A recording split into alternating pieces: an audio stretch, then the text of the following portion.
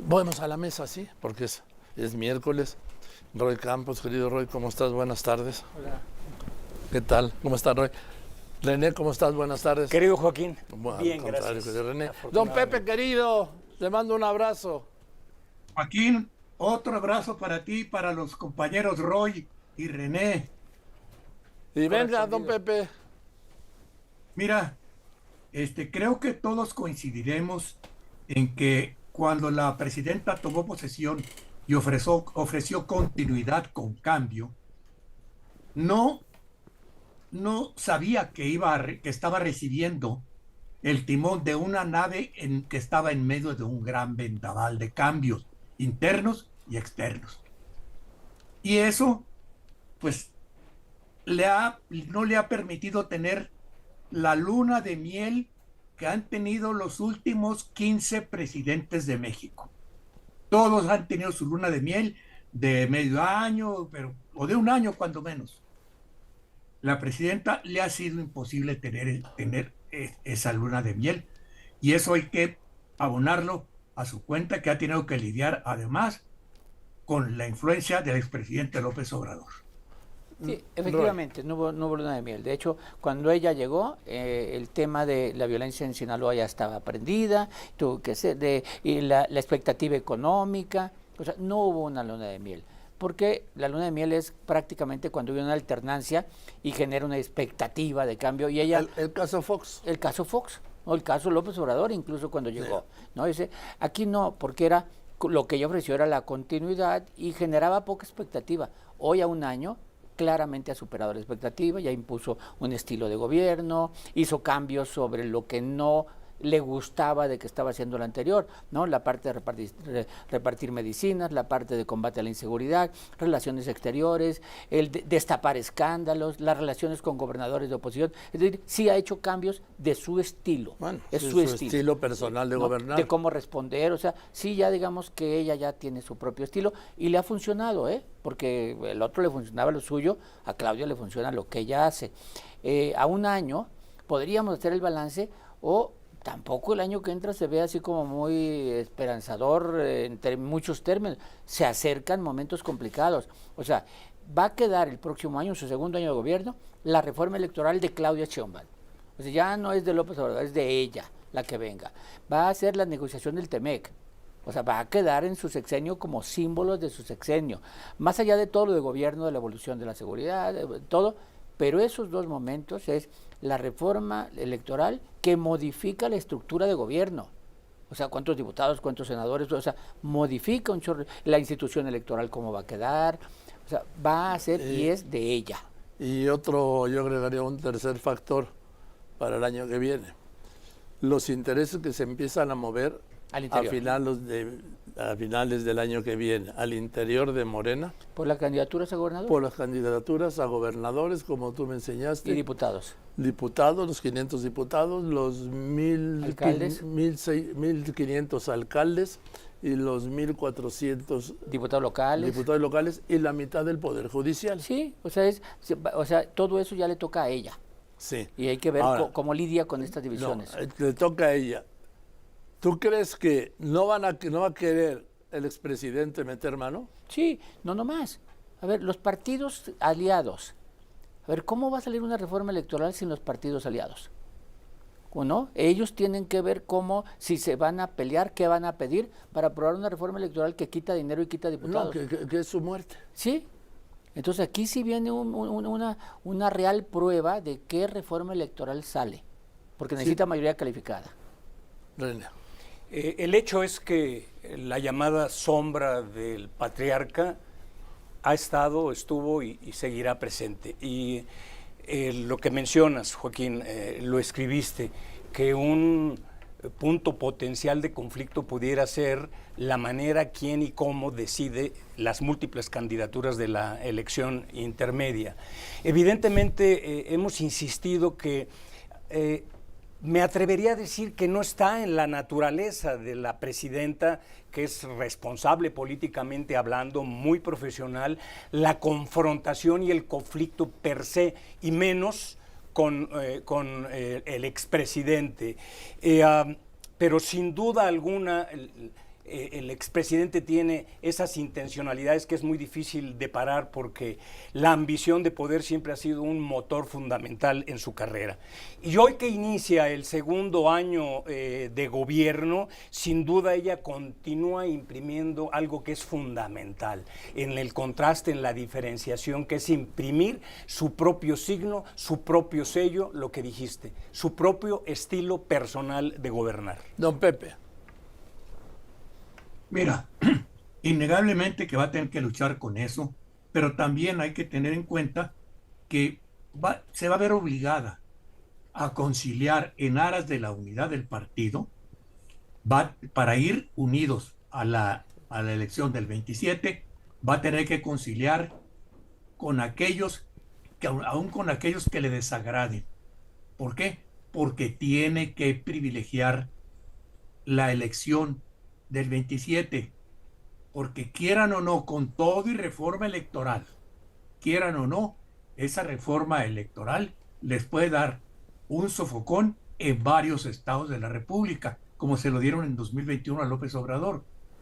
Así que hay que tener paciencia con la doctora, porque va a tener que lidiar con todas estas dificultades dentro del partido. Sí, ahora. Tensiones como la de Adán Augusto. Dice usted que ella va a tener que conciliar. Yo tenía la idea de que el que tenía que conciliar era el expresidente. Pero déjame, ahora lo hablamos, ¿sí? Que lo suyo, que no es lo suyo, nunca lo ha sido. Voy a un corte y regresamos con la mesa. Roy Campos, René Casados y don Pepe Fonseca. Viene el 27. Sí. O sea, el 27 es el intermedio de Claudia Sheinbaum, que normalmente se considera como una especie de entrega de cuentas, un balance, que no tiene que ver luego con lo que va a pasar en el 30. Pero se entrega. De acuerdo. Morena es la que tiene más que arriesgar. Tiene más estados, tiene el Congreso, mayoría calificada, y entonces se le va a evaluar. Si conserva la mayoría calificada, pues lo conservó. Si conserva, los conservó, pero es el que más arriesga. Claro, porque el que más tiene es el que más arriesga. Entonces sí es, como decías tú, a finales del 26 vamos a empezar a ver divisiones en Morena. Que justo cuando se analiza la serie esta que saca Denise Merker sobre la muerte del PRI, hay un faltante en esto que yo considero. No habla de los rompimientos estatales. O sea, el PRI se empezó a morir también cuando Monreal, Sánchez Anaya, Leonel Cota, Toño Chavarría, priistas locales que rompen. Entonces aquí vamos a ver si Morena es capaz de conservar la unidad localmente, no la parte federal, localmente. Y eso le genera o no genera derrotas. Ahora dices a ver si Morena. ¿A ver si Morena o a ver si Claudia Sheinbaum? No sé.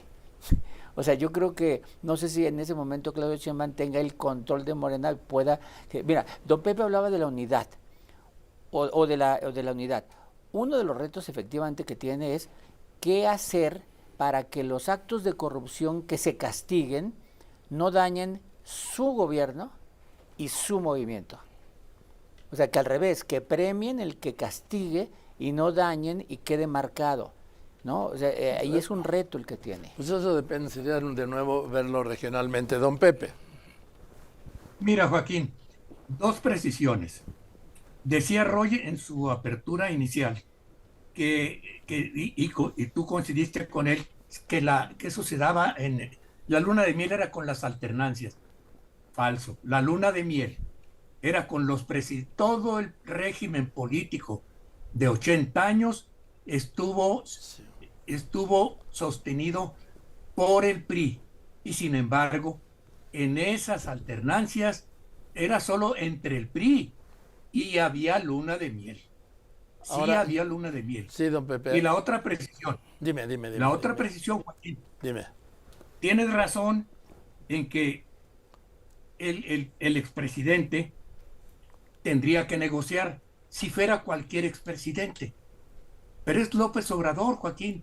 No se nos olvide que López Obrador, aunque no lo creamos nosotros, y aunque muchos no lo creamos, el hecho cierto es que López Obrador es el fundador de Morena y fue el cemento, la argamasa que mantuvo unida esa coalición, esa olla de tamales. Sí. Entonces, esa es la calidad con la que tiene que lidiar la presidencia. Y además yo agrego un factor en la declaración que hizo Andy cuando dijo no me digan Andy, díganme Andrés Manuel López Beltrán, porque eso daña el legado. O sea, se declaró legatario del liderazgo. El receptor del... Sí, el legado de López Obrador y de su movimiento. Y los movimientos no se heredan. Y la personalidad tampoco. Ni el carisma, nada. Ahí está el ejemplo más claro. Sí, y que a más de que deberías de tener las cualidades y las virtudes personales, en todo caso, tú decías, Roy, habrá que ver cómo llega la presidenta en cuanto al poder a ese momento. No hablo de privilegio, hablo de una acción de poder por parte de un presidente y en este caso de la presidenta. El decidir cómo va a ser una sucesión o cómo se va a manejar ello, en todo caso es facultad de la líder de la propia presidenta.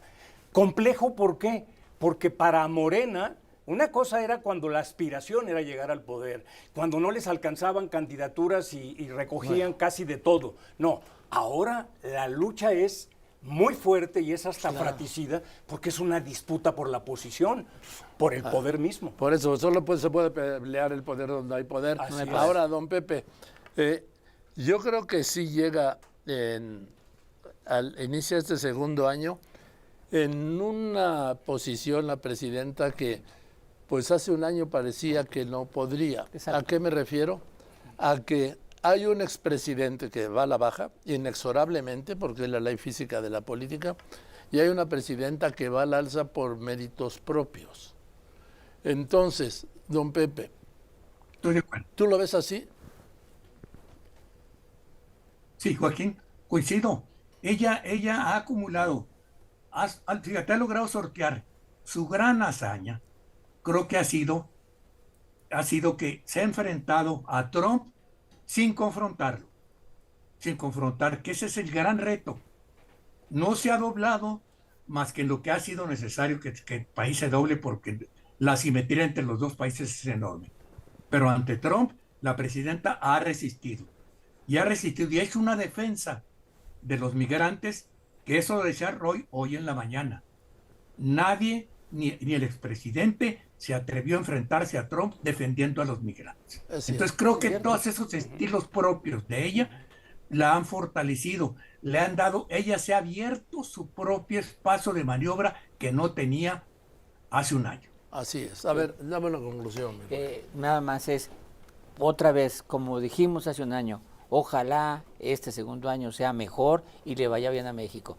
La negociación con Trump no se antoja fácil y tiene que ver con la economía, ojalá el país crezca, ojalá la seguridad disminuya, ojalá nos vaya bien. O sea, por el bien de los mexicanos, de nosotros y del país. Y de los hijos y nietos, ¿sí? Sí. Una conclusión rápida, yo creo que, por favor. como decía el clásico, la presidenta ha hecho de la necesidad una virtud política. Y aunque el presidente no sea ni vaya a ser su adversario, eres tan grande como el poder del que tienes enfrente. Ella tiene la presidencia, lo está haciendo de manera profesional, con fuerza, flexibilidad y equilibrio.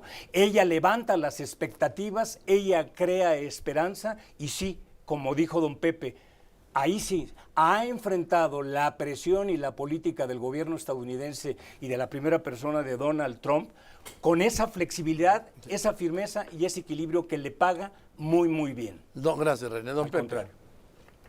Mira, Joaquín, creo que en la gigantesca manifestación que hoy habrá en el Zócalo, va a empezar el sexenio de la presidenta Sheinbaum, porque va a estallar con su propia luz, con su propia banda, va a enfrentar y va a hablar con sus propios.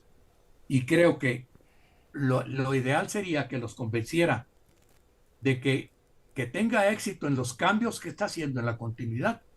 Depende también de ello la supervivencia de Morena, ¿eh? Si los convence, Joaquín, es posible que esta manifestación de hoy sea el parteaguas. Hoy, El parteaguas que decida que la vida sigue y que hay que dejar de voltear al pasado. venga. Gracias, don Pepe, gracias, Roy, gracias, René. Al Sí, contrario, la presidenta Joaquín. convocó a Gracias. un mitin el domingo. A las 11 de la mañana. A las 11 de la mañana.